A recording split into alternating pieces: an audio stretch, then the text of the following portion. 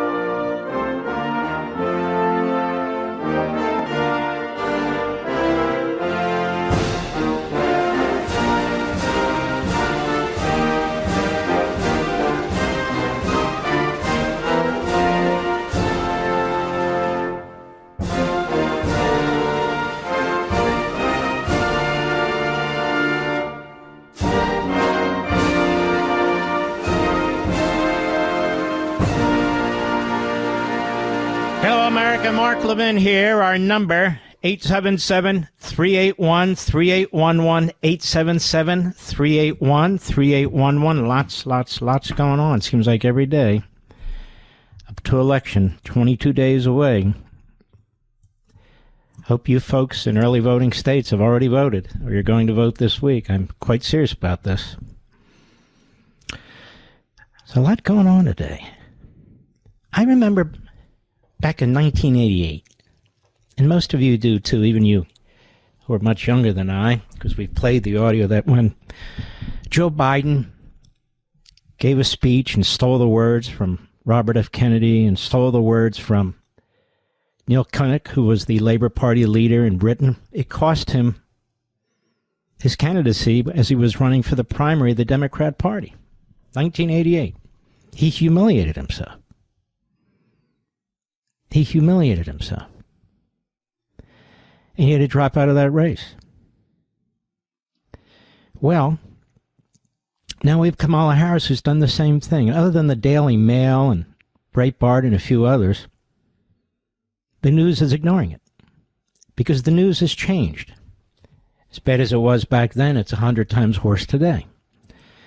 So let me read something to you from the Daily Mail. And plagiarism is stealing, just so you understand. It's stealing the intellectual work, the intellectual property of somebody who actually put the time into thinking, writing, researching. And she's a lawyer. And lawyers, above all others, know that it is unethical to steal somebody's intellectual property. Kamala Harris accused of plagiarizing her first book, Smart on Crime and Bombshell Report. But the fact is, the vast majority of Americans aren't going to know about it. Let me make a little right turn here to explain why. There's a report that came out from Pew Research about 5 or 6 days ago. And it asks, which news organizations Americans turn to for election news? Which ones? And they broke it down. Network television news remains the most widely used of these sources, 68%. ABC, CBS, NBC is at least a minor source for election news, including 3 in 10 who name this as a major source. About half of U.S. adults use CNN, 53%, or Fox, 50%. as a major and minor source of political news, while about 4 in 10, 41%, MSNBC. So on ABC, CBS, NBC, and CNN and MSNBC, there won't be a word about her plagiarism, which I'll get to in a moment. Both the New York Times, 38%, and the Washington Post, 32%, remain sources of election news for many Americans, although the shares who turn to these traditional newspapers have declined modestly since 2020. About a third of Americans name NPR, 34%, at least as a minor source of election news, writes Pew. 27% use conservative talk radio, such as Sean Hannity or Mark Levin. 27%. The share who cite talk radio as at least a minor source of election news is identical to 2020, so the number hasn't reduced. So 27% of the people get their election information, their election news, and their news generally from Hannity and me and others in conservative talk radio.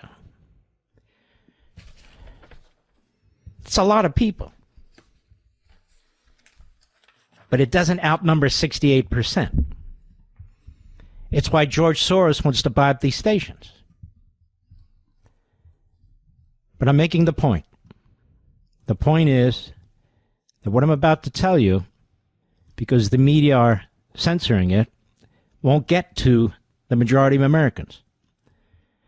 Several passages in Vice President Kamala Harris's first book are found to have been lifted from Wikipedia and other sources without attribution, according to a bombshell new report. Harris published her first book, Smart on Crime, A Career Prosecutor's Plan to Make Us Safer, in 2009, with co-author Joan O. Hamilton. It took a political slogan from her campaign for district attorney and attempted to make it into a nationwide plan for the future of criminal justice reform. Christopher Russo published details of the book on his Substack today, citing famous Austrian plagiarism hunter Stefan Weber, who says he found more than a dozen fragments of plagiarism. Weber's report shows that Harris copied verbatim content from Wikipedia, which is outrageous, Goodwill Industries, her partner on Back on Track crime program, and other online sources. The report shows that Harris lifted an entire section of text from the Associated Press story published in April 2008 about low graduation rates. That's why when people say to me, why do you have so many endnotes and footnotes? Because I'm ethical. That's why. That's why. In another section of the book, Harris included extensive sections from a John Jay College of Criminal Justice press release, nearly verbatim, without attribution. The plagiarism hunter made a side-by-side comparison showing Harris lifted part of her book from Wikipedia without properly citing the online encyclopedia as her source. First of all, it's a very horrendous source. Another example includes language copied directly from a Bureau of Justice Assistance report on crime statistics of West Palm Beach. Rufo wrote they not only lifted material from sources without proper attribution, but in at least one case relied on a low-quality source, which potentially undermined the accuracy of their conclusion. How do you like that? The Harris campaign did not return a request for comment. Why? Because they don't have to. Because they're not going to. Because CNN and MSNBC and the networks and the newspapers are going to ignore it. Plagiarism accusations can derail a political campaign as it demonstrates a candidate that is lazy or unserious, and that's her. Like with the hurricane and everything else, and her staff has said she doesn't do the work. Biden's first presidential campaign, as I pointed out, in 1987 was derailed by plagiarism accusations after it appeared to be copying phrases and mannerisms from a British Labour Party politician. He was also accused of plagiarism in law school. Political figures typically rely on ghostwriters to publish their first published works, but Harris's image and author credit is used for the book, suggesting she should address the controversy.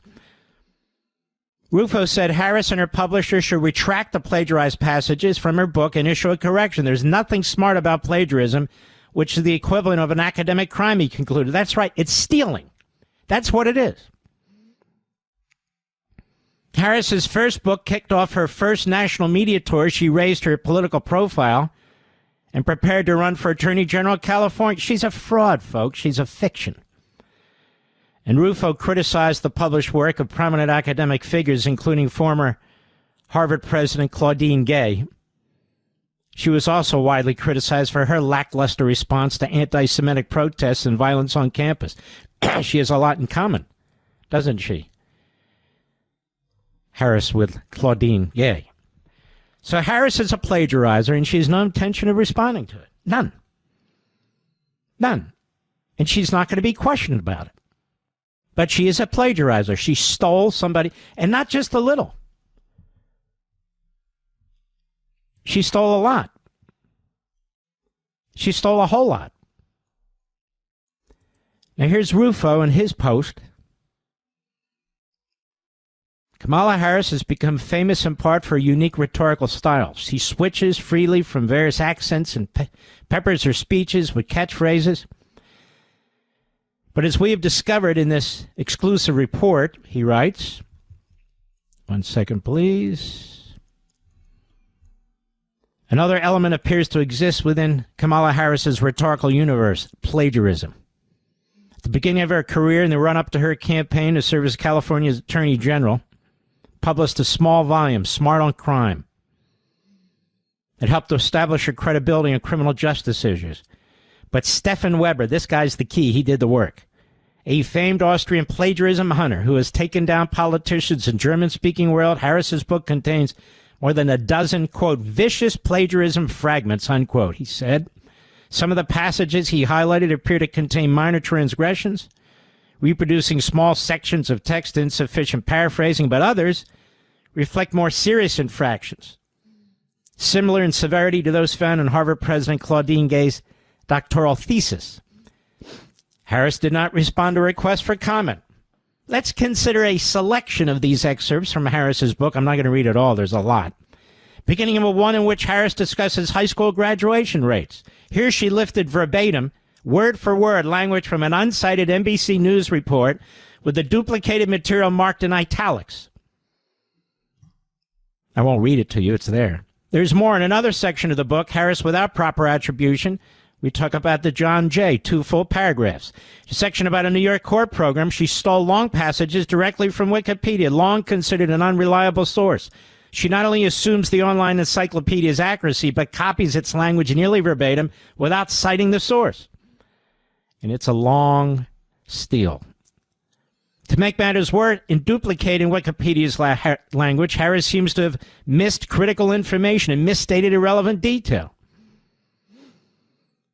While the BGA report, Bureau of Justice Assistance, was not the proper source, and he goes on in detail. Finally, while attempting to write a description of a nonprofit group, Harris simply lifted promotional language from an Urban Institute report and failed to cite her source. Now, it goes on and on. She is a plagiarist of the worst kind. But when you are trained as a lawyer, you go to law school, when you take various classes, you learn how to do legal research and briefing and that sort of thing, it is almost beaten into you, the importance of citing your sources and citing them correctly. And citing them correctly. It is an ethical breach to steal somebody's information. In fact, lawyers can be disbarred for filing briefs where they steal significant pieces of information and so forth without citing the original source. Now, this was a book. But it shows you how unethical and immoral this woman is. And not just with plagiarism, with her lies, with her flip-flops, with her failure to prosecute, people who molested young teenagers and children, pedophiles. She is a liar. She's dumb. She's a Islamist, Marxist ideologue.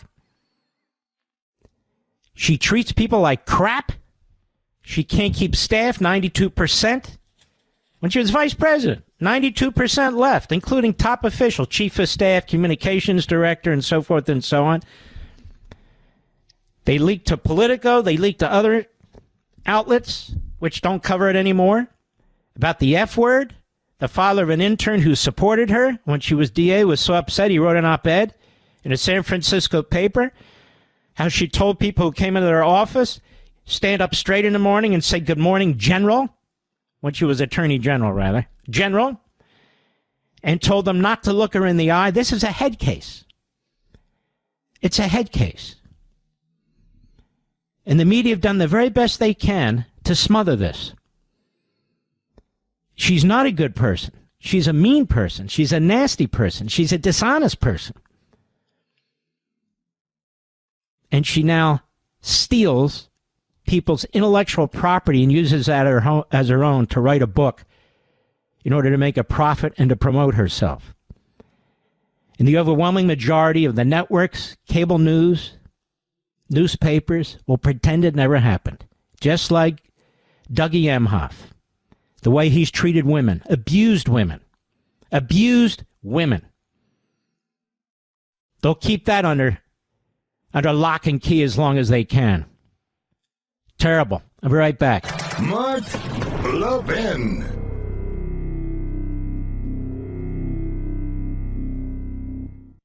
The upcoming election isn't just about choosing leaders. It's about bracing for the economic fallout that could follow. You know, history shows that post-election periods can bring economic turmoil. But this time, with our national debt skyrocketing and global tensions rising, we could be facing unprecedented risks. We could see runaway inflation or even a currency crisis. That's why I encourage people to diversify and look at gold as a financial safety net. Gold has been said to be a reliable wealth shield for thousands of years through some of the worst economic storms. And for my gold investments, I trust Advantage Gold. They're who I buy from exclusively, and I recommend them to anyone serious about helping to protect their wealth. You can call them right now at 800-900-8000, 800-900-8000 for a free gold investment kit to see how you can get started with gold. You can even qualify for up to $1,000 in free silver. That's 800-900-8000. Call them now. Tell them Mark Levin sent you. You'll be happy you did. Performance may vary. You should always consult your financial and tax professional.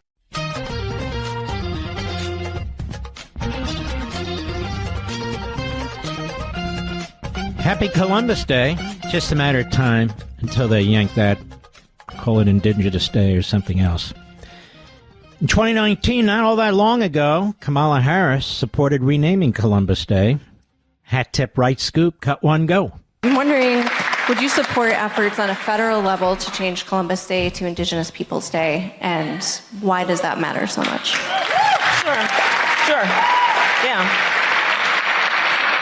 And why it matters is, to your very point, we have to remember history. And this question, I think, really is connected to the last question about our morals and our compass and our goals and our aspirations. We have to remember our history. Uncomfortable, to your point about truths, though it may make us. Why don't you tell us a little bit about history, genius? She doesn't know a damn thing about history, but she buys into every radical left-wing agenda imaginable. Anybody sitting on the fence, it's outrageous. So we're to hate Columbus. The story's much more balanced than some people would have you believe. It turns out after, 22 years of research, they determined that Columbus was a Sephardic Jew at a time of the Inquisition in Spain, so he had to pretend he wasn't Jewish. Otherwise, he would have been expelled from Spain. I'll be right back. Folks, we may be standing on the precipice of a post-election economic meltdown. Any election can send shockwaves through our financial system, but this time, the stakes could be higher than ever. Reckless spending, mounting debt, misguided policies have set the stage for potential economic disaster. We can see rapid inflation or even attempts to undermine our currency. That's why I've always relied on diversification and gold for protection. It's been said to be a timeless safeguard against economic chaos, and in these uncertain times, it's more crucial than ever. ever. When it comes to gold, I trust Advantage Gold exclusively. They're one of the top gold companies in America, and they're who I turn to for my own investments. Call 800-900-8000 right now for a free gold investment kit to see how gold can help protect you from post-election chaos. You might even qualify for $1,000 in free silver. That's 800-900-8000. Call 800-900-8000. Tell them Mark Levin sent you. Performance may vary. You should always consult your financial and tax professional. The Mark Levin Show, live and national at 877-381-3811. So you heard what Kamala Harris said. She would like Indigenous Peoples Day to replace Columbus Day, and of course she would. She's everything I said she is. But in 2021, 3 short years ago, she went beyond that. She went way beyond that. Listen to this. Cut 2.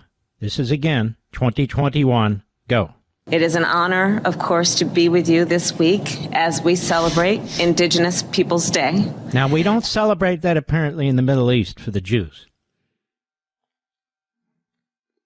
Apparently the Democrat Party, Harris, Biden, Blinken, Rudolph, the whole bunch of them, they don't view the Jews, having been in Judea and Samaria for 4,000 years, in the Bible, as being indigenous peoples, you see. They're occupiers. They're occupiers. But in our country, we're talking about the indigenous peoples. They don't give a damn about the Native Americans in this country any more than they give a damn about the Palestinians or anything else. It's just a way to trash our country as it's a way to trash Israel and the Jews in the Middle East. That's all. That's all, to push their Marxist agenda. That's it. Democrat Party hasn't lifted a finger for Native Americans in this country, any more than they've lifted a finger for young black men, and I'll get back to that, too. Now she's running around, I need the young black man vote. And so look at this, I got 5 things I'm going to do for young black men. You believe this? You believe this person? She's committed to one thing, herself. That's it. Anyway, go ahead. Truth about our nation's history. Since 1934, every October, the United States has recognized the voyage of the European explorers who That's first... Columbus Day. That's today. So all you people who are on vacation today, you shouldn't have been. Because you're supposed to hate Columbus. He's, the Hitler of his era, which is not true.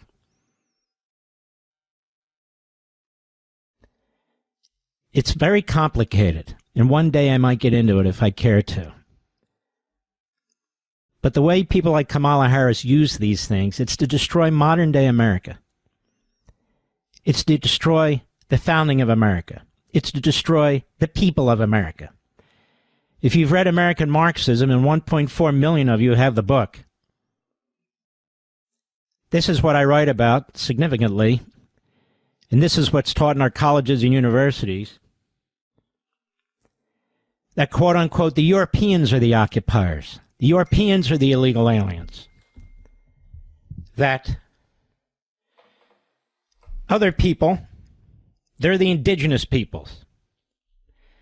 And so the border's wide open. This is what this administration believes. This is what Kamala Harris believes. That's why the border's open.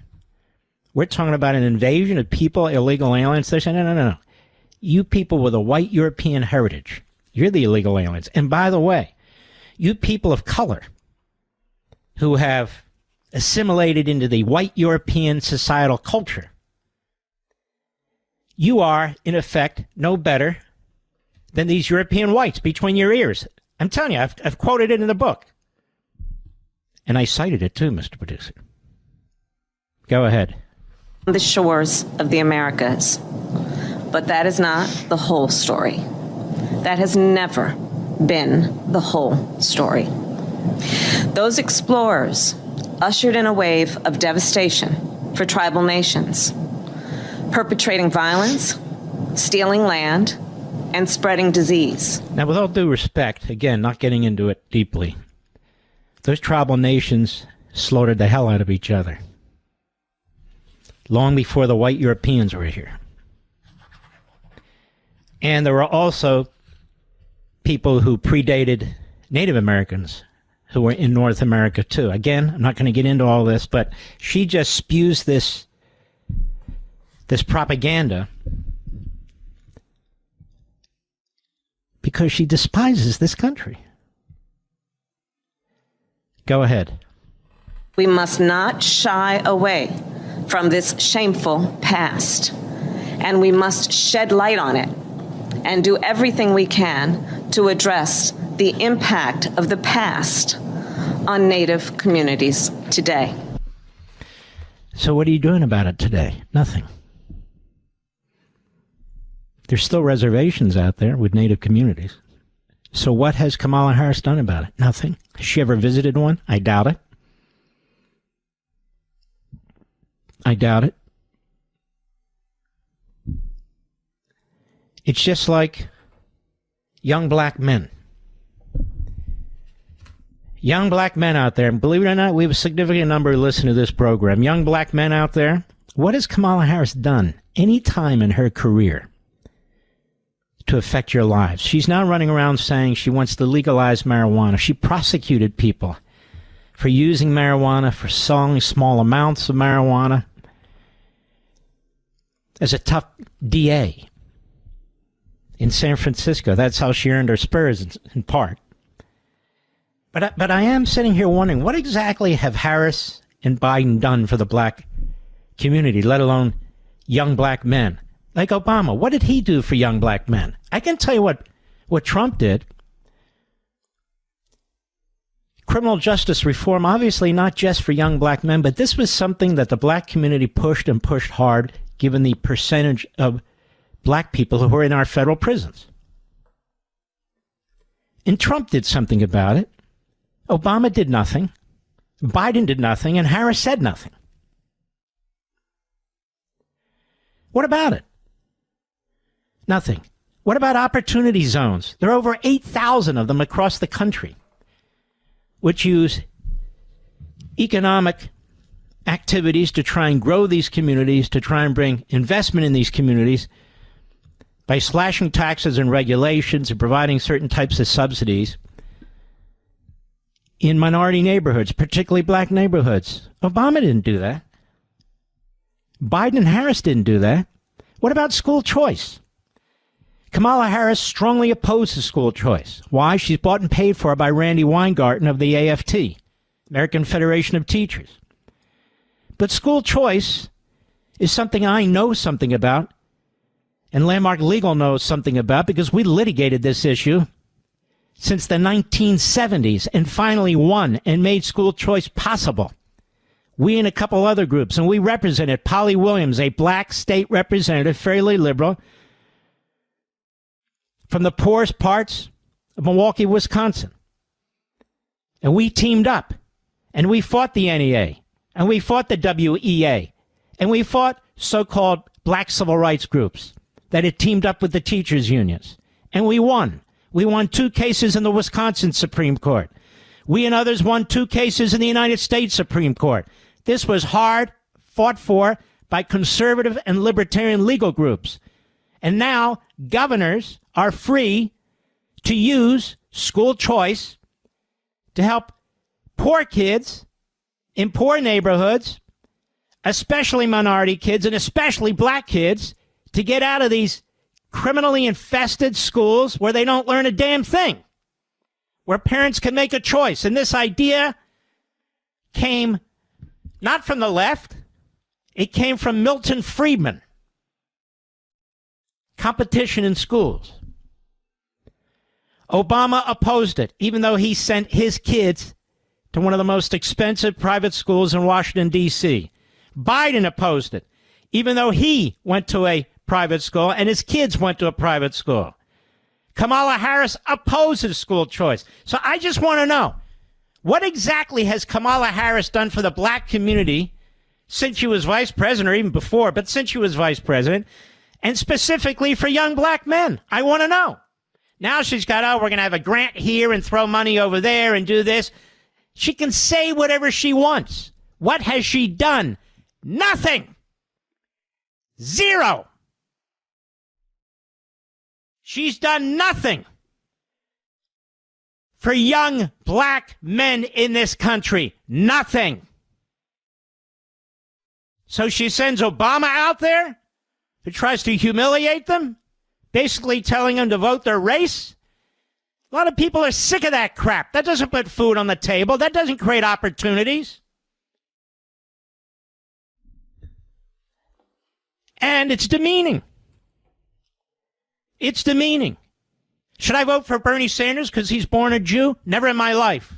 That would never happen. Never. She sends Obama. He did nothing. Then they send Clinton around. What's his deal, man, by the way? Sounds like he's 112 years old. And so there she is. The European settlers. The European settlers. Well, they weren't all slave owners. They didn't all attack Native Americans. They did create the Declaration and the Constitution, our economic system. The man who did more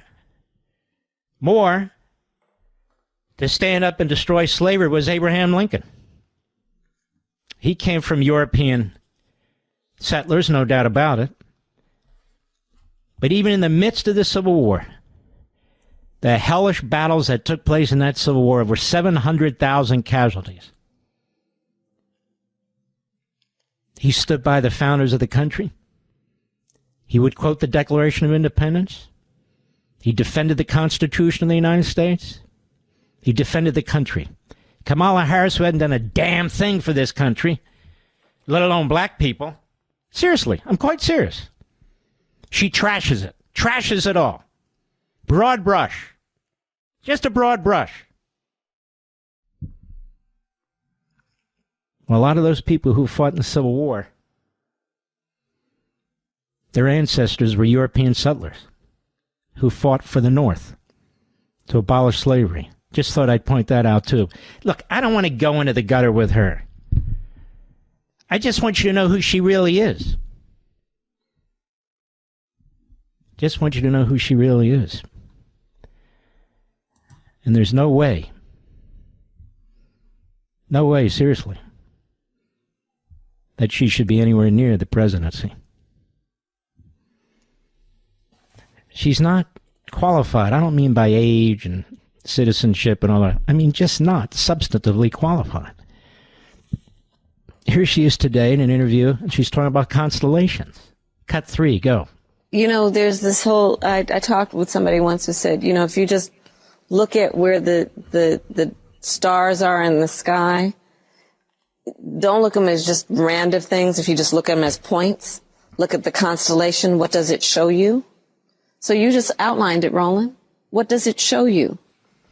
I don't know. What does it show you? You smoking something? I don't know what the hell you're talking about. You don't know what the hell you're talking about. Sometimes it pays to listen and keep your mouth shut. You know, I just, whether there are thousands of these word salads, as they call them, that's incoherence. Absolute incoherence. I'll be right back. Mark Levin.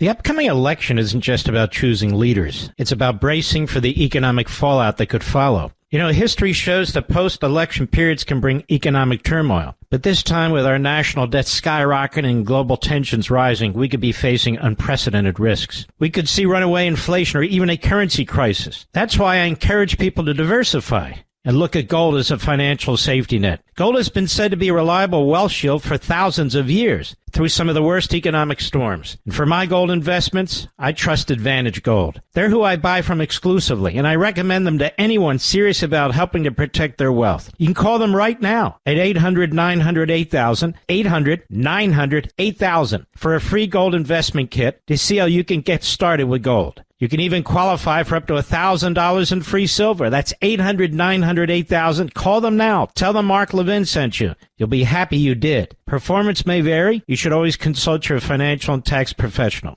You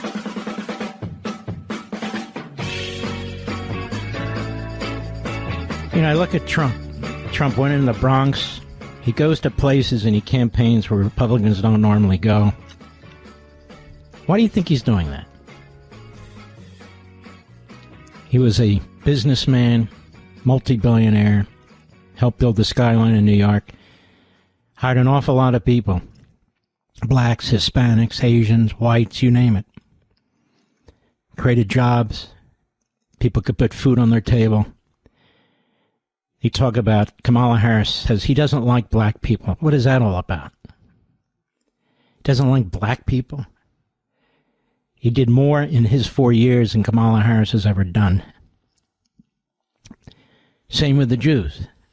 The Democrat Party, he doesn't like Jews, does more for the state of Israel, the ancestral home of the Jews, than any president before him. So how is it that he's anti-Jew, anti-black? He's pro-American. That's what he is.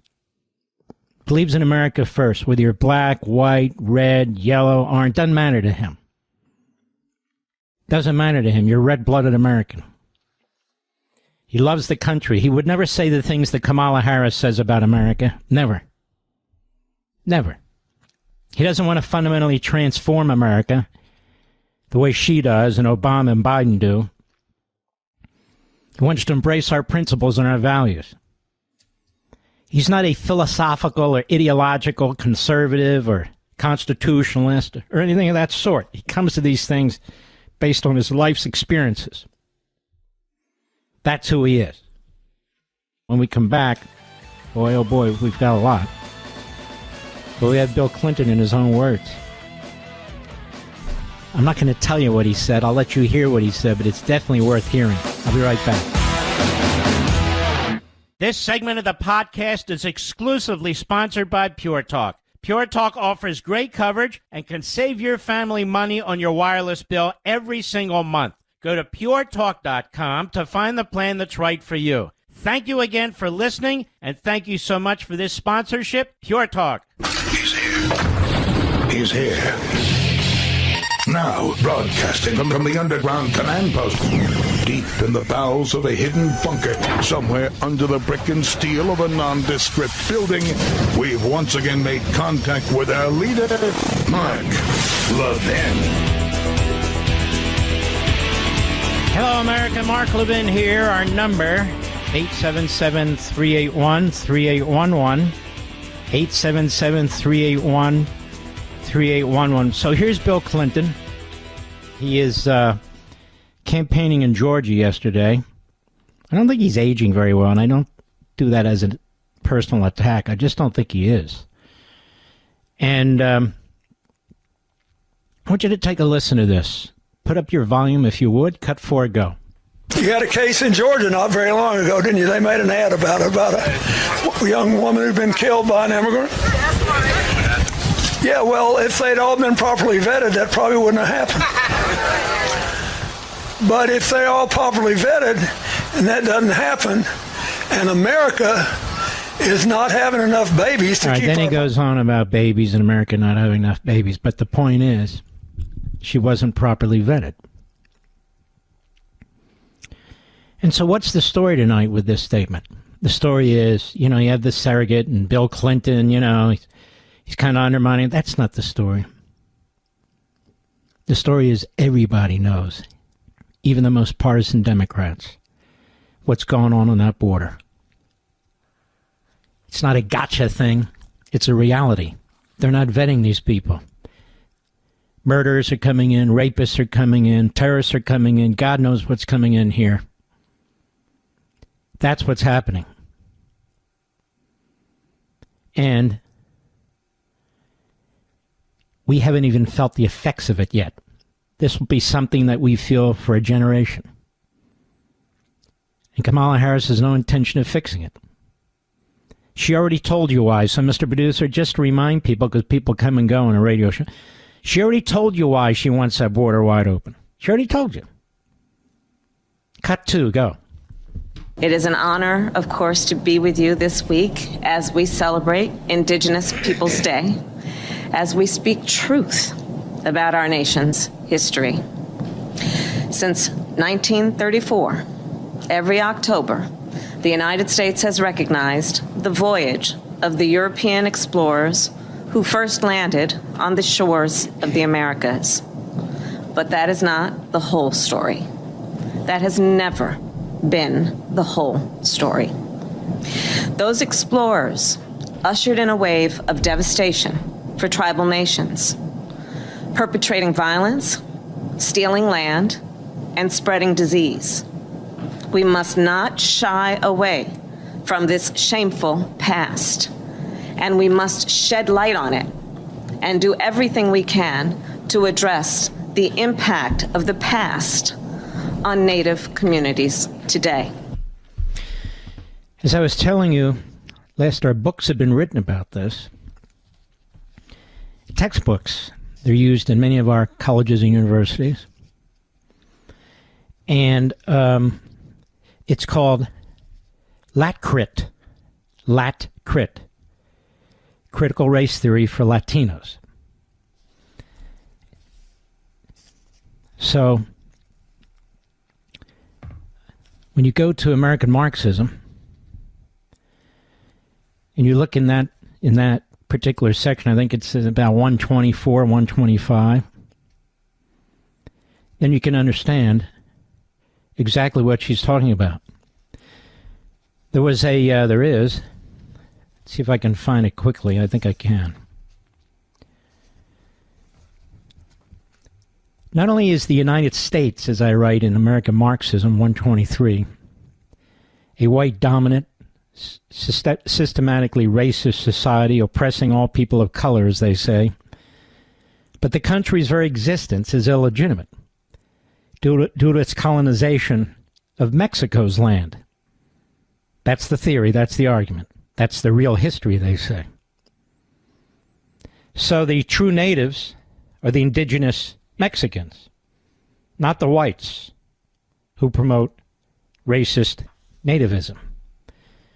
Acuna is one of the authors. Acuna's 1972 book, Occupied America, opens, quote, Mexicans, Chicanos in the United States today are an oppressed people. They are citizens, but their citizenship is second class at best. They're exploited and manipulated by those with more power, and sadly, many believe that the only way to get along in Anglo-America is to become Americanized. Awareness of their history, of their contributions and struggles, of the fact that they were not the treacherous enemy that Anglo-American histories have said they were, can restore pride and sense of heritage to a people who've been oppressed for so long. In short, awareness can help them liberate themselves. In other words, being the true natives, Mexicans and Chicanos ought not assimilate into an Anglo-American culture. The former are oppressed and the latter are colonialists. But Acuna's dire assessment respecting the condition of the Mexican population in the United States cannot explain why, quote, Mexico is the top origin country of the U.S. immigration population. And I go on to explain that. In their book, Navigating Borders, Critical Race Theory, Research, and Counter History of Undocumented Americans, University of Arizona professor Ricardo Castro Salazar and UK Durham University professor Carl Bagley proclaim that scholars have repeatedly pointed out that U.S. people and their leaders tend to be chronic ignorers of history. This amnesia becomes damaging when it forms the boundaries of inclusiveness and modern narratives of U.S. identity and citizenship. The quotient narratives of history and current events in the United States overlook that America encompasses two continents, and they explain Central and South America, as well as the Caribbean. Thus, the argument goes, America is bigger than the United States, encompassing two continents, and the United States and its majority white European-linked population, namely, they have a new name, United Statians, are the true trespassers. Indeed, Mexican origin Americans have a greater claim to the United States territory than American Anglo-Protestants, according to Castro, Salazar, and Bagley. They write, ironically, undocumented Americans of Mexican origin have a double American identity, United Statian and Mexican, and possess a stronger historical connection with the American continent than the majority population in the U.S. People of Mexican origin, meaning those who who blend of indigenous and European heritage lived in the lands that are now the southwest United States centuries before U.S. expansionism dispossessed Mexico of half its territory. Those who perceive Mexican origin Americans as a threat to American Anglo-Protestant identity do not overlook this. They fear that no other immigrant group in the U.S. has asserted or could assert a historical claim to U.S. territory. Mexican and Mexican-American can and do make the claim, and they go on. It's a very, very racist book, in my view. And they go in there and attack people who assimilate into American society, particularly people of color, as basically being white, part of the white dominant society, regardless of their race, because that's what's in between their ears. So Native Americans are basically viewed as, in terms of their ancestry, and really linked with those in Central and South America who, they argue, had occupied Northern America. And so this is where all this hate and racism and this Kamala Harris about European settlers and so forth. And so, look, a lot of lousy people. There's a lot of evil people. Today, in the past, tomorrow, there's no question about that. There's no question about that. But I'm talking about the destruction of an entire society, the attack of an entire society. When Columbus came here, the indigenous peoples weren't living in Shangri-La. They weren't all getting along. They weren't all for peace and love and all the rest of it. Some were. Some were not. And there was a lot of violence that was taking place and did take place. That's the rewrite of history. I do not pass over all that came in between. I just don't have time to get into it. Anyway, here's Bill Clinton talking about Laken Riley. And it won't matter, because the vast majority of the media are ignoring it. The vast majority of the media are ignoring Kamala Harris's plagiarism today. The vast majority of the media are ignoring Dougie Emhoff, who is a sleazeball who's abused women for years. They'll cover that up. They'll hide that too. I can go on and on and on. It's just a terrible, terrible thing. You've got J.D. Vance, who has to take on this Martha Raddatz. This Martha Raddatz, I don't even know why she pretends to be a journalist. She's a left-wing Democrat, always has been, and probably always will be, because she doesn't learn very quickly. But, you know, it's no big deal. As far as she's concerned, no big deal in terms of this Venezuelan gangs and so forth, because she's not touched by it. You remember when Ron DeSantis sent, 100 illegal aliens to Martha's Vineyard? Remember all the hell that took place there? Really out of proportion with the number of illegal aliens. I mean, they went nuts in the media, in the Democrat Party, because they love Martha's Vineyard. This is their place. And yet we have Venezuelan gangs taking over apartment complexes, and it's just no big deal. It's no big deal to the media because they don't live around this. They don't deal with this. It's not something they have to be with. It's just something they look at in a distance. I'll be right back. Mark Levin.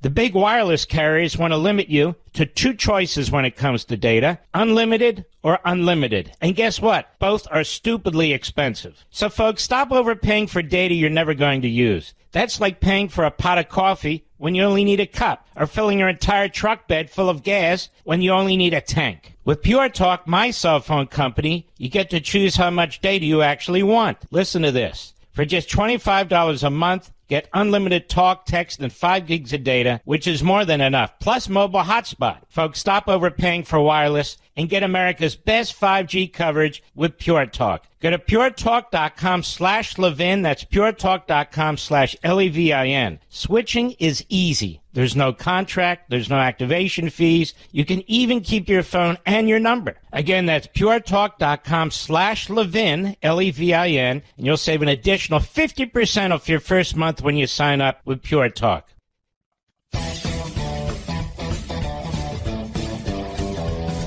I get a note now and then from a PD here that, why are you killing time? I'm not killing anything. Not killing anything. We human beings were multifaceted. There's a lot of aspects to our being. And so, over the last 20-some years, every now and then, I like to introduce music into the program, just a little bit here and there. I'm not a DJ, although you never know. Every now and then, we just got to settle down a little bit and think through and pull it back just a little bit. Doesn't mean we're giving up. We're mission-oriented. Now, you want to talk about dictatorships? You want to talk about tyranny? It is amazing to me that the Marxists, the Democrat Party today, keeps throwing these words out, and yet that's who they are. They're totalitarian in mindset. They hate free speech. They hate the right to gun ownership. They hate due process for their political opponents or equal protection. They hate it. They hate the Constitution. It's a fantastic country if they leave it alone. We have a fantastic founding document, governing document, legal system if they wouldn't bastardize it. Maybe Kamala Harris can teach that history. I don't think she can. I don't think she's read much history. When you listen to her, she is a person filled with platitudes and condescension. And by the way, I don't buy this that Biden and Kamala are fighting with each other. I just wish our folks would stop distracting you, the voters. I really do. With silliness. Even if they are, who cares? We got to get out our vote. None of this matters. We got to get out our vote. Stop with the damn polls. Are we ahead? Are we behind? I get a set. Who cares? What happened to the great red wave? What if we're wrong again? Please vote early. If your state allows you to vote early, please vote early. Ignore all these Lilliputians. Now, the Democrats, Walz, Kerry, Hillary Clinton, more and more are attacking your free speech. They're attacking it by action and by condemnation. That's what they're doing. Here's Tim Walz on Fox News Sunday. That would be yesterday. Cut 9, go. You've said there's no guarantee to free speech for misinformation or hate speech. But first of all, Supreme Court very clear in a unanimous 2017 decision that hate speech is protected. That's the kind of stuff that needs to be protected, stuff none of us like to hear. But more importantly, who gets to decide on the issue of what misinformation is? Look, the First Amendment is foundational. It's something I spent my whole life, the vice president, and I think most Americans are clear on this. The point being on this... Hold on. You spent your whole life what? You big... What a dumb clown this guy is. You spent your whole life doing what? Defending the First Amendment? No, you didn't. He was about to swing into his National Guard career. I spent my whole life, and when I went to Iraq... I mean, wait a minute. Hold on. Go ahead. Form of book bannings in different places. We're seeing it attempts in schools. Oh, book bannings. So you see what I mean? You parents out there, do you want your kids seeing pornographic books in 5th and 6th and 7th grade without your permission? Do you? Do you want graphic explanations of sex, different kinds of sex, different people having different kinds of sex? Because that's what we're trying to take out of these libraries. It's not book banning. Yet this guy, I'm convinced this guy's a pervert. I really am. I'm convinced he's a pervert. That's right, I said it.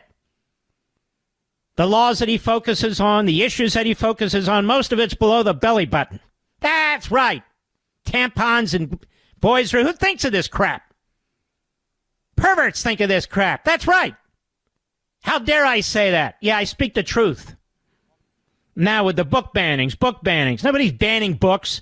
They're taking pornography out of our elementary schools that you slime balls put in there. Go ahead. Is the hate speech and the protected hate speech. Speech that's aimed at creating violence. Speech that's aimed at threats to Oh, really? And what have you done about that, pal? You and your imam friend from Minneapolis. What have you done about it, pal? Was that free speech in Minneapolis when they were burning down your city, you jerk? What did you do about it? When the Islamo-Nazis were marching in the streets of New York and other places in this country, calling for the extermination of the Jews with the Hamas and Hezbollah flags. What did you do, you schmuck? And by the way, what did Harris do? I will never tell young people that they shouldn't protest. Isn't that hate speech? Yeah, I think it is. You putz. I'll be right back.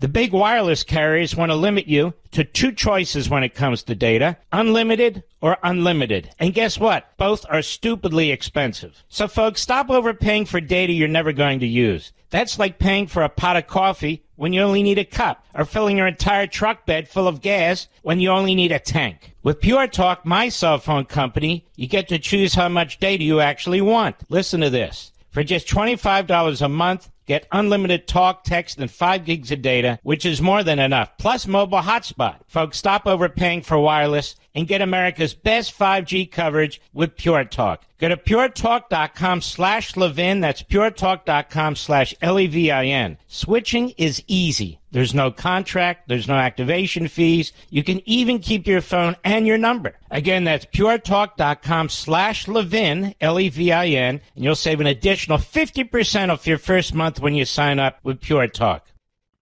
This is the show the New York Times is afraid of.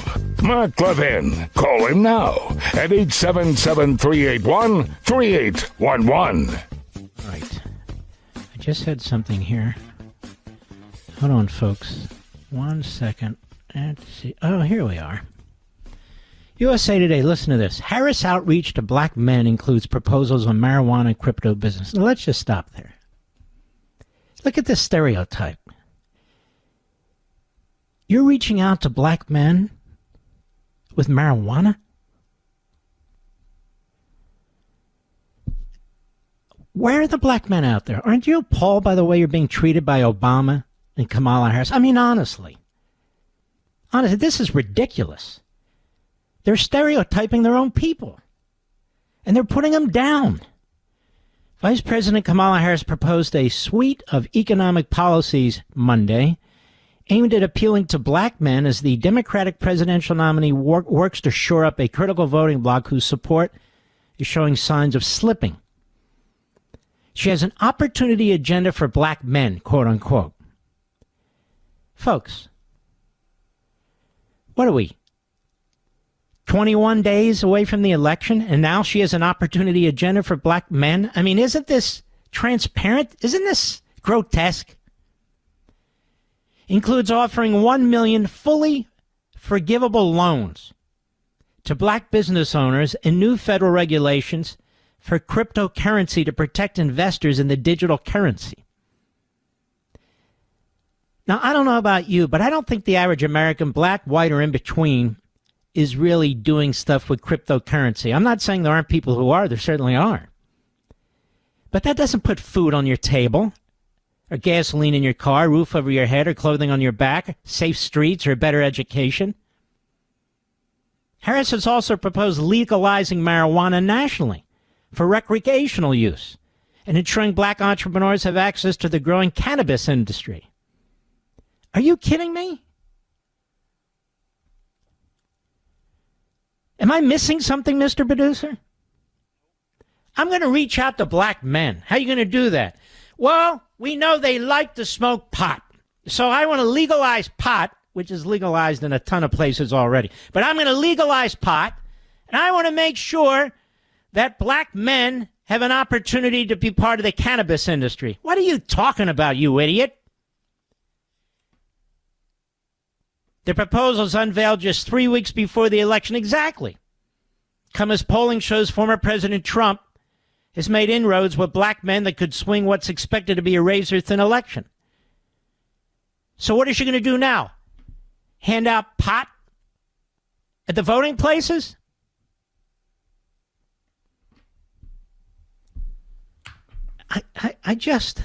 Harris will fight to ensure this, quote, as the national cannabis industry takes shape, black men who have for years been over-policed for marijuana use. She's one of them.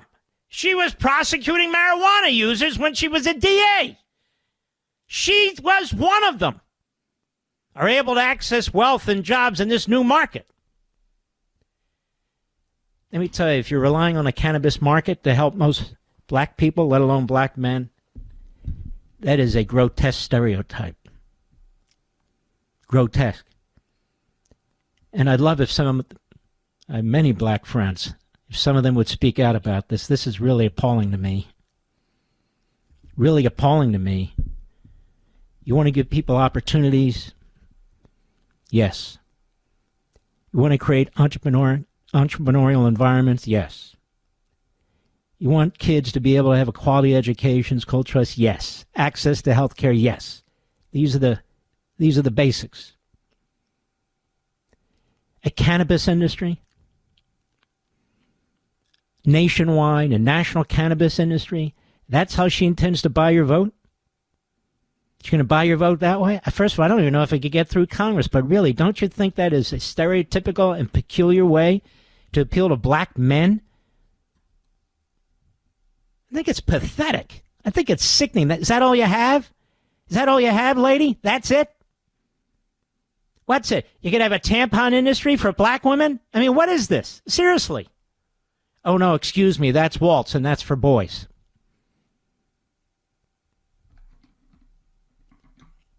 Just as, and I don't believe today that police are wasting their time rounding up people who are using marijuana. It's one thing if you're a pusher and it's a significant amount, but I don't really think it's top of the list. But she would know. She was a tough prosecutor. Oh yeah, tough. She went after people who used marijuana. She's the problem. So is that it? Criminal justice reform never crosses her lips. Never. Opportunity communities, we actually created an entrepreneurial environment. Never crosses her lips. Never. And she talks about these loans. Offering 1 million fully forgivable loans to black business owners and new federal regulations. I don't understand what that even means. Every black business has a $1 million here, 50,000 there, 25,000 there. She doesn't get it because she's never been in the private sector. She's never worked in the private sector. She's an economic illiterate, as a matter of fact.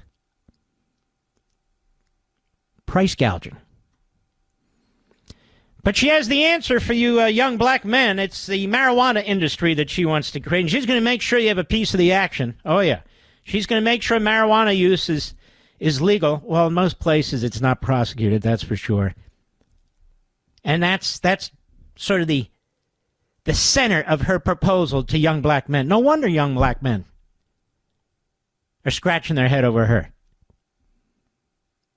Young black men are scratching their... I have to be honest. I'm not from the hood, don't get me wrong.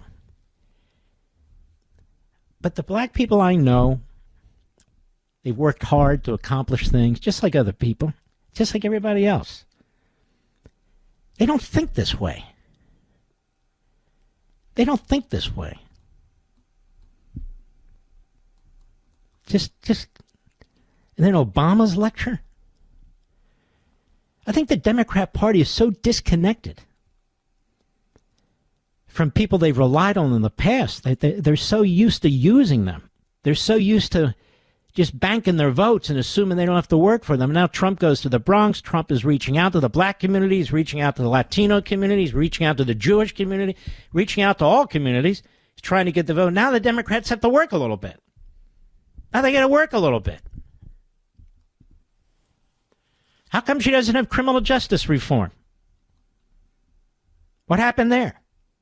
How come she doesn't support school choice? What happened there? No. We'll push marijuana. That's the answer. A cannabis industry. I said this couple months ago, she basically has the mindset not only of a Marxist Islamist, but that whole environment of California. That's it. They want to Californianize, if you will, the rest of the country. Massive taxes, massive regulation, one-party control. A state that is in massive debt, wide open to illegal immigrants, businesses leaving as fast as they possibly can, crime through the streets, whether it's LA or Sacramento or whether it's San Francisco, just crime, homeless people, feces and urine in the streets and tent cities and all the rest. Yeah. This is what she wants for America. This is her mindset. This is her background. This is her community of thought. And so immediately it comes to mind, I know what we'll do for young black men. What? We're going to legalize marijuana nationally.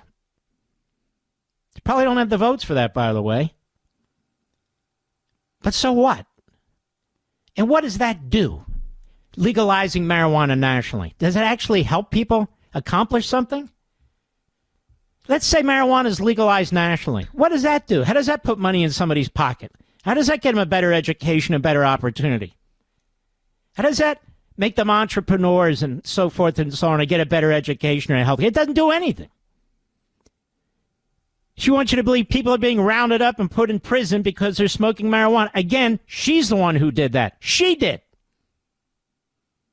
But that's not what's happening. We have people who are involved in violent assaults who aren't being put in jail for more than maybe a night or two. Good God. And when we come back, the dismantling of our Constitution. Tim Walz was on Good Morning America. He wants to get rid of the Electoral College. Get rid of the Electoral College. You see how the candidates are basically campaigning in 7 states, except for Trump. Trump's going to New York and Colorado and California and so forth. But 7 states. You know, there's 50 states in this country. Last time I checked. Looked at the flag. That's what I counted. If you abolish the Electoral College and have the national vote and only the national vote, there will be 11 states in play and only 11 states. They'll be the states with the biggest populations, the biggest metropolitan areas. No candidate running for vice president or vice president will step 1 foot in any other state. Period. We would never have had a United States if it was based on the popular vote. Because the popular vote in that sense is called mobocracy, not democracy. Mobocracy. That's what it is. So she doesn't believe in representative government. I'm going to spend a little time on this, not forever. We've gone through it before, but just enough. Mr. Producer, can you please send the ads again? Okay, because mine disappeared. So we'll be right back. Mark Levin.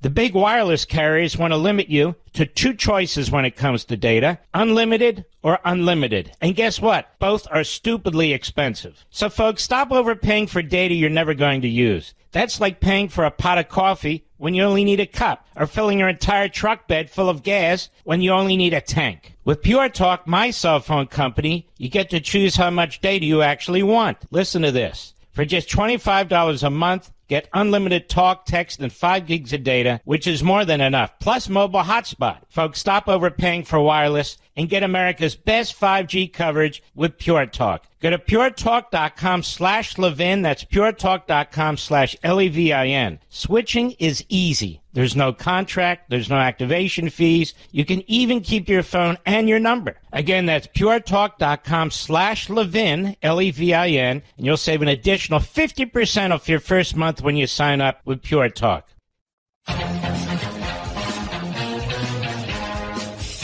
Folks, what are we doing? Committing political suicide here? Florida, which has the best system of voting and counting and monitoring.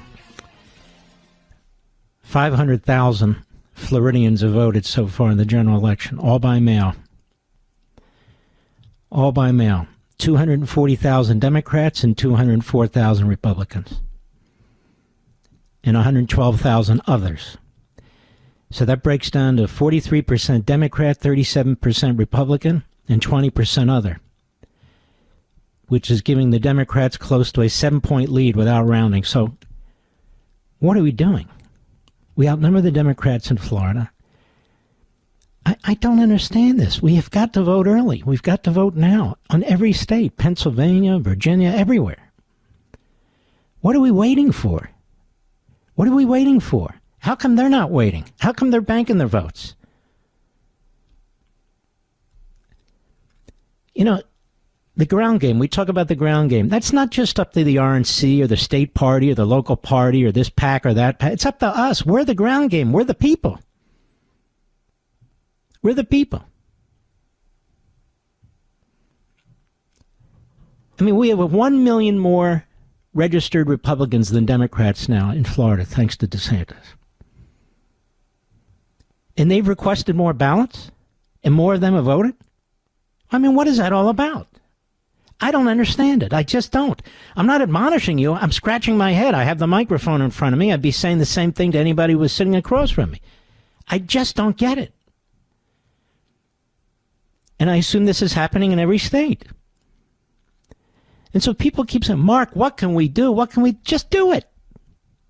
I had a friend of mine, brilliant friend. I'm not going to name him. I'm not going to embarrass him. Here we are 21 days basically before the election. And he sends me a text, Mr. Producer. And in the text he says, how can I help the campaign? I said, well, what can you do? I can write speeches. I can do this. I can do that. I said, how should I do that? I said, wait a minute.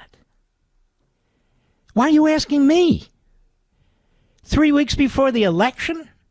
Now it comes to your mind that you want to write speeches and so forth, and you need me to tell you how to do it? That's not what I'm talking about. Because that person's not going to do anything.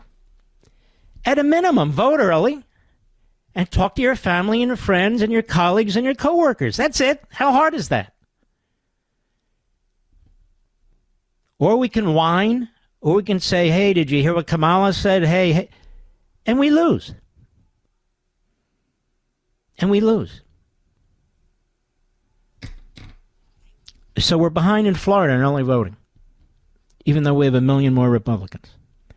This isn't because of the hurricanes. That affects Democrats, too. There's no excuses. No excuses. It's very troubling to me. I don't get it.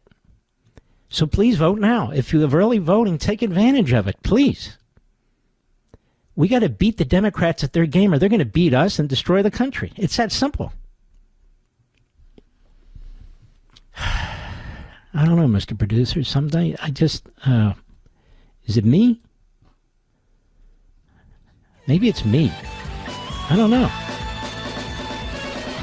I just don't, I just don't understand it. We all know what's at stake here. I'll be right back.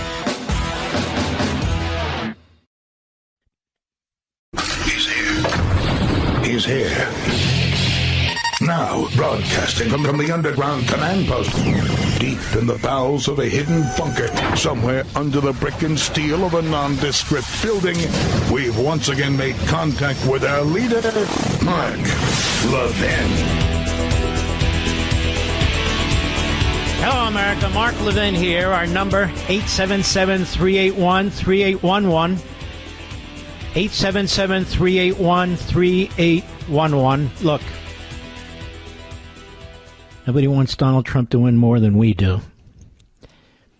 But I just remember the same people on TV, same pollsters, talking about the great red wave in 2022. And we barely beat the Democrats. Remember one person, I won't even say who it is, said we were going to win 60 House seats. He was a little off. And the Senate. Well, we didn't. They create this euphoria. Euphoria is after election if you win, not before an election. I just told you what's going on in Florida.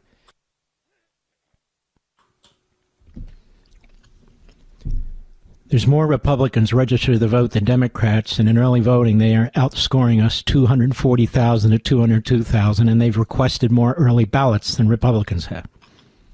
What's that all about? And so it's one thing from Washington and New York to be on TV going on and on about reading tea leaves and how Kamala's tripping. And I hope she is. Maybe she is. But we don't know. Polling is not an exact science. Don't we know that by now? How many more times are we going to get burned by these polls? Maybe they're underestimating numbers. Maybe they're overestimating numbers. That's why you don't live and die by the numbers. It seems to me that those of us who have and are blessed to have these platforms, whether TV, radio, or both, whether it's on the internet, should use them in a way that advances the mission. It's not about making people feel good or bad. It's about advancing the mission so we can feel good after the election. I don't get it. I guess I'm slow. People going on and on about how Kamala's tripping, how she's... We're not up 5-10 points. Is there a poll that says we're up 5 or 10 points? Well, maybe we are. They're undercounting. Great. I hope they are. I want us to win, too, by 20 points. But we're not going to win, let alone win substantially, if we have a mindset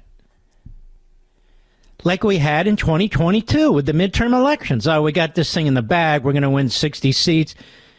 When the other side's voting early and voting in bigger numbers earlier than we are. So that's my caution, everybody. Maybe I'm just one voice in the wind.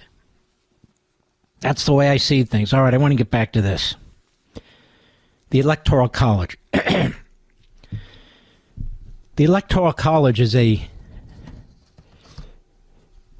remarkable and ingenious invention by the framers of the Constitution. Now, why would they create an Electoral College? Because just like now, they had 13 states. Of course, we have more, but some had bigger populations, some had smaller populations. Some were more agriculture, some were more commercial. So you wanted to create a United States of America.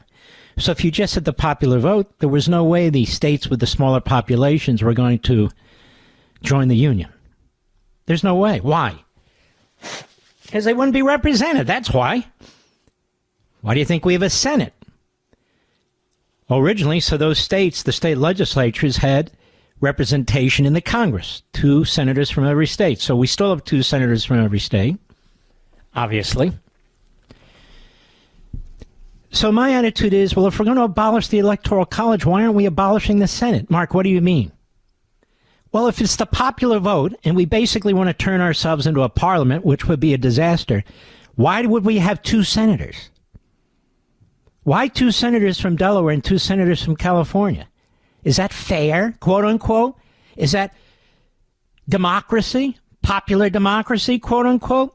But when you read your Constitution, you'll find the word democracy isn't in there. We're not a democracy.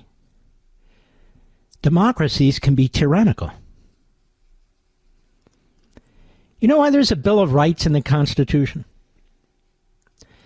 So you have rights no matter what the government does. In fact, you have rights against the government. And no elector or group of electors, no neighbor or no distant citizen in another state has the power to take your rights from you. When they were writing the Constitution, they were thinking of the Declaration, unalienable rights. So if your unalienable rights are destroyed, whether it's by a monarch dictator or whether it's by a vote of a mob, quote-unquote, democracy, tyranny is tyranny. It comes in many forms. And they knew it. They saw it. They saw the French Revolution while the American Revolution was going on, and they were fighting a monarchy, a tyranny, a dictatorship. And they came up with this magnificent Constitution. And one of the things they spent the most time on was this voting system. The Electoral College wasn't born out of slavery. It had nothing to do with slavery. The Electoral College was a compromise. It was an idea. Unique to the United States because the United States is unique. Its history is unique. They wanted to form a union of states. We didn't have a union of states. We had individual colonies. And in order to form that union of states, they needed to make sure that all the states had representation, so they created the Senate. And they needed to make sure that the highly populated areas, that a relative handful of cities couldn't control the whole country. Because you wouldn't have anything then. Remember, the revolution was fought over representation, not over democracy. We have a right to representation. So I want you to listen to Tim Walz, and then I want to explain. And here he is with Michael Strahan, who did a pretty good job of questioning him, by the way. Cut 10, go. Go back to something you said on Tuesday. You said, I think all of us know the Electoral College needs to go. But the campaign came out later that night, and they said that's not their stance. Yeah. Well, it's not the campaign's position. And the point I'm trying to make is that there's folks that feel every vote must count in every state. And I think some of folks feel that's not the case. Our campaign does that. And the point I'm saying is I'm in 5 states in 2 days. We're out there making the case that the campaign's position is clear, that that's not their position. Their position and my position is to make sure that everybody understands their vote, no matter what state they're in, matters. So that's something that you and Vice President Harris disagree on? I have spoken about it in the past, that she's been very clear on this, and the campaign, and my position is the campaign's position. Is this guy another moron, complete imbecile? Excuse me. Now, she wants to get rid of it, too. There's a big movement in this country to get rid of it. So that literally means that approximately 39 states will have no say in who's president, vice president. Why? Well, of course you'll vote.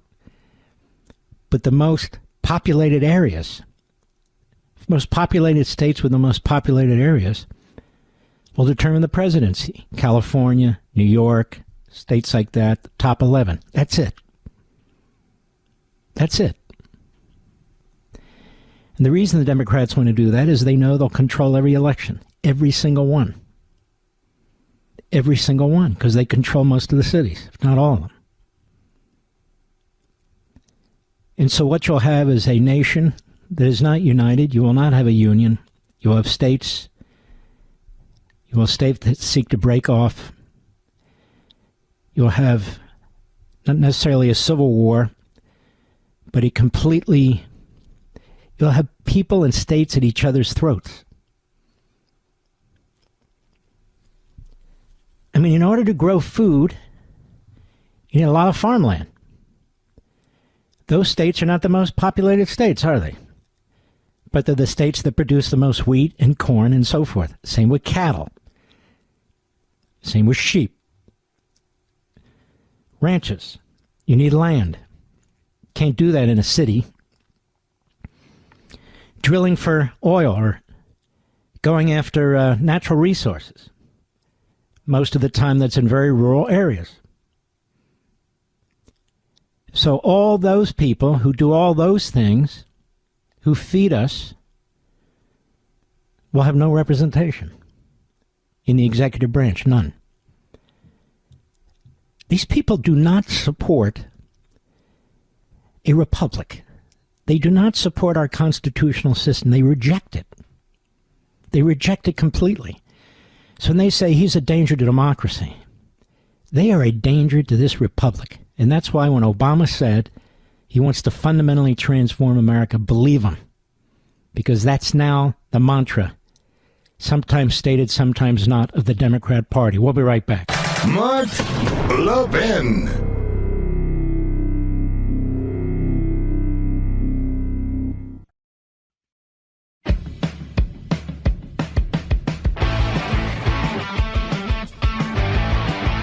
You know, folks, we try and bring candidates on. We can't bring them on like a conga line. Or we think we have an opportunity to win a seat, an open seat, or to knock off an incumbent in the House or the Senate. And there's a very important seat in Colorado's 8th District. Gabe Evans is the Republican running. Mr. Evans, how are you, sir? Doing great. Thanks so much for having me on tonight. You got it. Tell us a little bit about this district. since most of us are not that familiar with it. Yeah, so this is Colorado's 8th Congressional District. It's the North Denver suburbs up to Greeley in Colorado, northern Colorado, along the Front Range. It was the closest Republican loss in the nation 2 years ago. My Democrat opponent and I are currently in a dead heat in this race, but we're feeling really confident because I'm a 12-year U.S. Army vet, another 10 years law enforcement, current Republican state representative. Already represent about 50% of the geography of this district via my state house seat. And folks are ready for a change. They're tired of open borders. They're tired of the cost of living. They're tired of the crime that's running rampant in our communities because of the failed leftist progressive policies that are making everybody's life less affordable and less safe. And I'm trying to fix that. Now, what is your opponent's name? Yadira Caraveo. And what is her or his background? She used to be a pediatrician and then a few terms in the state house where she voted for every defund the police, open border, sanctuary state policy that you can imagine. Didn't have quite enough fun wrecking Colorado there, so then she moved on to Congress. She's been there for one term and has continued that pretty abysmal voting record, and that's why we need to retire her.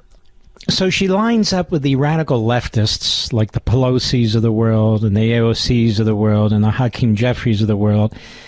And I suspect when she comes back to the district, she pretends she's much more of a moderate. Is that about right? Oh, absolutely. She'll go and throw down a vote in Congress that says, you know what, if somebody commits a violent felony with a firearm, we should lower their penalty from 15 years to 4 years. And then she'll come back to the district and say how much she backs law enforcement and wants to keep communities safe while voting to cut down to 4 years the penalty for people who commit violent felonies with firearms. And I'm guessing she goes along with the Democrat crowd, Harris, Biden, and all the rest on this open border stuff, yes? Yeah, she's voted against securing the border. Like I said, she's voted for every sanctuary state policy in Colorado. She's continued that voting record at the federal level. In fact, she voted against funding for the Veterans Affairs Administration because that particular piece of legislation did not allow her to take money away from veterans to be able to go give to illegal immigrants. As a veteran myself, I have a big problem with that. Mm-hmm. And Harris has done that too, by the way. She's never supported the vets. She's never supported the military personnel. She never voted for a salary increase, 2.3%, 3.1%. But they can't throw enough money at illegal aliens. And your district, what seem to be the big issues in your district? So this district is the salt of the earth people here in Colorado. In the northern part of the district, we have the 4th highest energy producing county in the nation, which, by the way, she's a dead set against domestic energy as well. We've got the 4th highest energy producing county, the 8th highest ag producing county. And then in the southern part of the district, we really have the industrial hub in Colorado that takes all of those raw materials and turns it into asphalt, concrete, fuel, food. So we've got plumbers and pipe fitters and truck drivers, farmers, ranchers, oil and gas workers. That's really the flavor of the district. So when my opponent goes out and brings the most damaging bill in Colorado history against our energy economy, and that contributes to about a $5 billion economic loss just in the energy sector in this district, those are things that are on the top of people's mind when we're talking about how do we fix the affordability crisis that the progressive left has given us. So she's a real radical. Sounds like she's a real Marxist bomb thrower. And did you guys ever debate in the district? We challenged her to about 6 different debates. She accepted 2 of them. One with just our known far left leaning TV anchor. Mm-hmm. That one happened last week, and then we have one this Friday. And those will be our 2 debates. How is the spending going in terms of her donations and yours? Oh, the left knows that she's in trouble, and so they're just showering money upon her. She's got probably 3 times as much money as we have. But when you go look at the polls, like I said, we're actually leading in the most recent one by 0.2%. And that's after being outspent by just millions of dollars. And so what that tells me is she's bumping up against a ceiling. And, above and beyond that, folks aren't going to be convinced by all the amount of money that she's thrown at them to try to run away from her own voting record. How's your ground game? It's probably about 3 times the size it was 2 years ago. I wasn't the nominee 2 years ago, but we've been able to pull a ton of folks into this district. So in between our own organic campaign and some of those outside groups that we're not really allowed to coordinate with, but that we know are putting a lot of folks on the ground, we're in a much better position than 2 years ago. Now, I assume Colorado has early voting. Election month has started. I actually have my ballot in hand right now. They came out late last week. And I think we want to encourage people to vote early, to get out early and vote so they can participate in getting other people out to vote during the course and the lead up of the election day, correct? That was the post that we threw up on our social media accounts just earlier today. So not only by voting early do you ensure that your vote gets in, your vote gets counted. Here in Colorado, we have a ballot track system where you can actually track your ballot as it goes through the whole process. But like I tell everybody, the added benefit you get by voting early is then you come off of all of the various different lists, and the amount of political calls and texts and door knocking that you receive goes way down. Yeah, it makes it easier for a campaign to get out those voters who haven't voted yet. It's very, very important. If you're going to vote, just vote now. And I say that to everybody in all the states where there's early voting. There is no reason to wait. In fact, you can harm your candidates if you do so. So if people want to help you, where do they go? ElectGabeEvans.com is the website, electGabeEvans.com. You'll have 2 E's right next to each other there. If you live in the district, we would love to connect. If you can help us do that, get out the vote effort. If you don't live in the district, like I said, we are currently 0.2% ahead, and we need every resource that we possibly can to keep sharing our message with the folks who are ready for some change. All right, Levinites, I bring you these candidates that need help and can win. Gabe Evans. He can win. Colorado 8th. ElectGabeEvans.com. We wish you all the best, my friend. God bless. Thank you so much. All right, take care. Let's get him elected. I'll be right back. Yes, it's true that Mark Levin is the fastest growing radio show in America. The Mark Levin Show is on at 877-381-3811. And we have the New York Post, really one of the great newspapers. Kamala Harris mingled with Tehran regime operative who promotes terrorism, by John Levin, who's fantastic, and Matthew Sadaka. Ready for this? Can we handle this? Iranian operatives in the U.S. fund and fuel hate on campus and spread propaganda across the country and even get FaceTime with friendly American elected officials, according to an alarming new report on extremism by George Washington University researchers. And let me say, this George Washington University organization is outstanding. The way they track terrorism money in this country. In one of the reports concerning images, Vice President Kamala Harris is seen happily mingling with an imam at the center of the murderous regime's influence campaign. An Iranian-born cleric who served as head of the Iranian Navy's political ideological office during the 1980s, Imam Muhammad Ali Ilahi, has deep, decades-long ties to his homeland and has praised the Islamic Republic's bloodthirsty founder, Ayatollah Ruhollah Khomeini, and Hezbollah, saying he would die for the cause. How the hell do these monsters get in this country? Oh, I forgot, the border's open. Harris convened with Ilahi at a vaccination event at the TCF Center, renamed the Huntington Place in Detroit, in July 2021. See, Harris is a full-grown adult.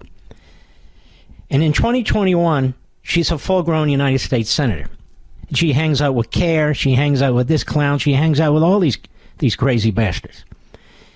And planned to visit his controversial Islamic House of Wisdom in Dearbornistan, Michigan, before the tour was scrapped at the last minute due to a flood, according to the nonprofit's website.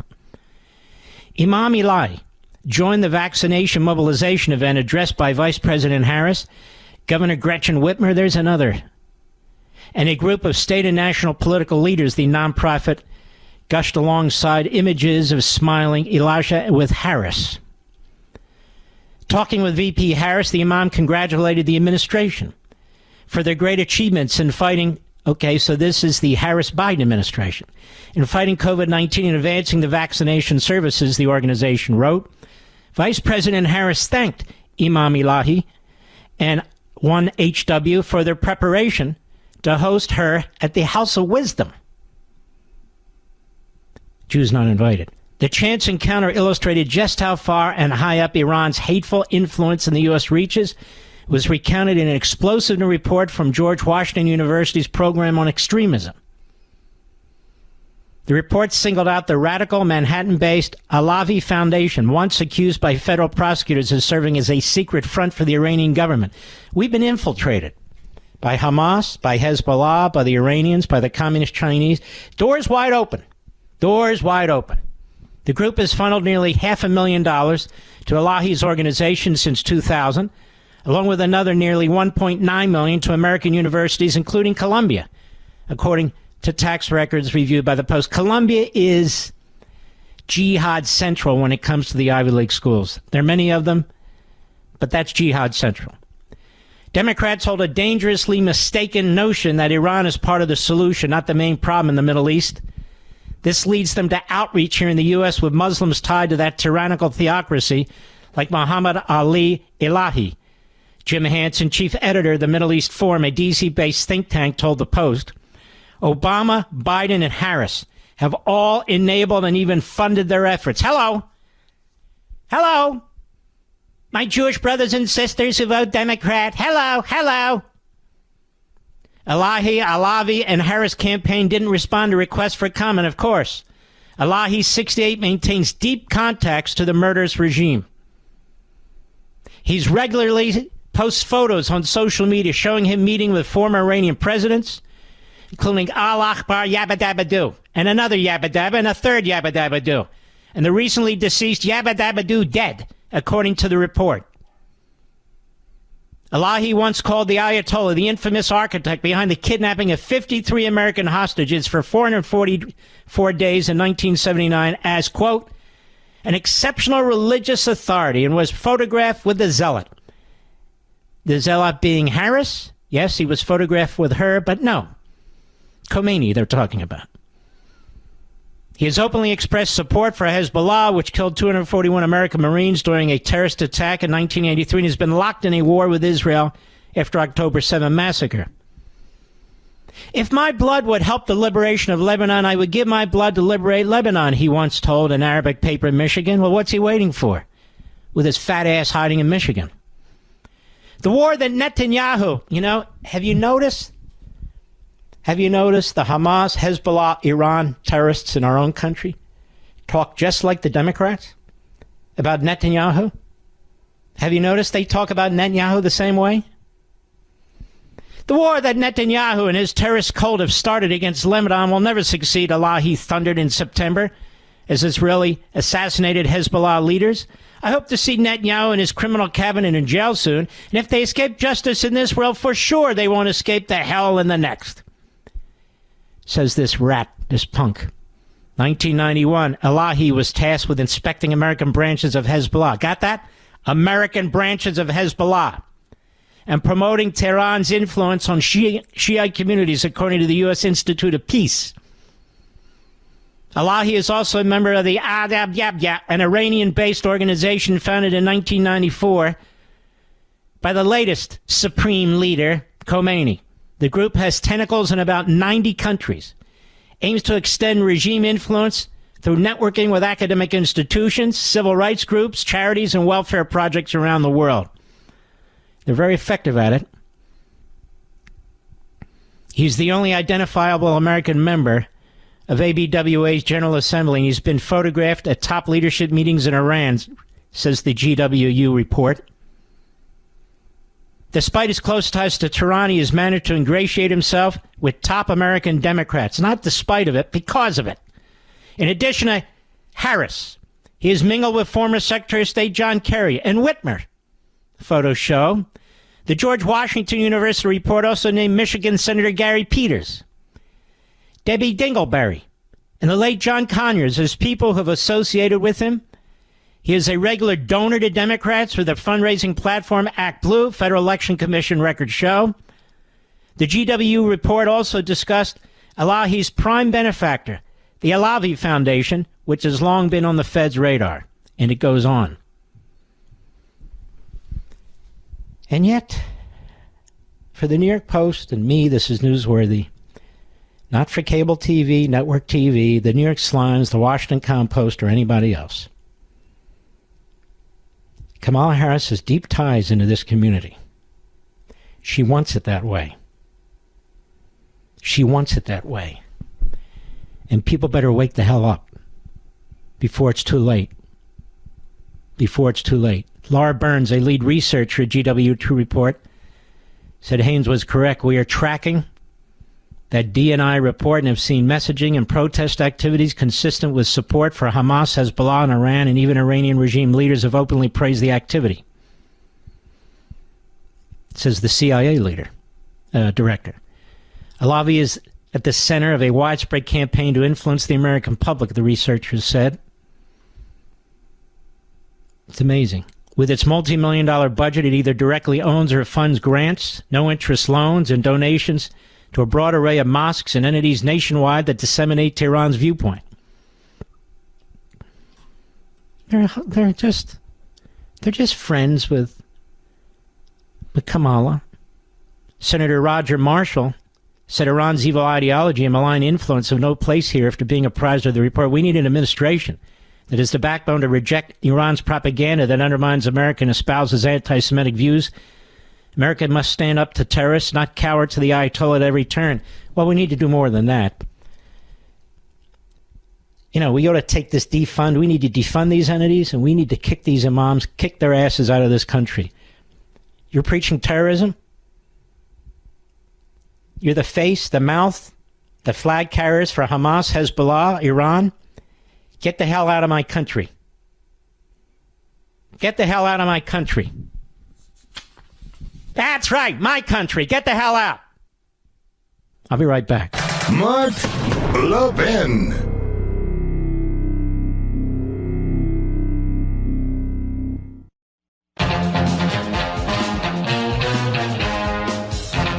By the way, the Mets beat L.A. L.A. kicked the Mets, took us yesterday, but the Mets did a pretty good job on L.A. The hell happened to my Phillies, I can tell you that. All right. Washington Free Beacon. The only reason Iran has the capacity to build missiles, to build nuclear weapons, to spread terrorism throughout the Middle East and the world is because Kamala Harris and Joe Biden enriched them. As the Washington Free Beacon points out, our friend Adam Credo, Iran's illicit oil revenue swells to nearly $200 billion since Biden and Harris took office. Latest figures show the illicit activity detailed in the report underscores the need for firm action to hold these vessels accountable. The full financial toll of the sanctions relief only became clear in recent days with a publication by the U.S. Energy Information Administration. Hundreds of billions to Iran thanks to Harris and Biden. We salute our armed forces, police officers, firefighters, emergency personnel, our truckers, our brothers and sisters in Ukraine, our brothers and sisters in Israel. We have your back, even though these dunces in the White House don't. And God bless you, red-blooded Americans, and I'll see you tomorrow. Be well.